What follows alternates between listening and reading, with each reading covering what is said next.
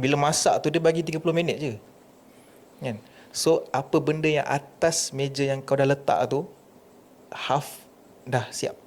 Contoh dah siap potong, dah siap rebus sikit. Tak ada semua benda nak buat time tu. Sebab takkan cukup masa. Sebab time tu kau akan blur. Serius aku cakap, kau akan blur. So kau just presentkan kau punya food tu macam mana Kau masak je lah atas tu, nak tunjuk sikit, bla bla bla bla. On time. Plate kena panas tu. Plate mesti kena panas. Macam masa chef ke? Yes, macam tu.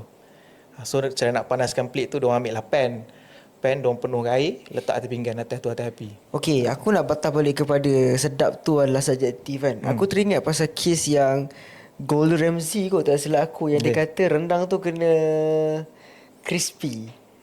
Kau ingat tak kes tu? Bukan Gordon Ramsay. Itu Australia punya Master Chef, tak silap aku. Bukan dia, Gordon Ramsay dia. Tapi dia kata, oh makanan ni rendang kena crispy kan.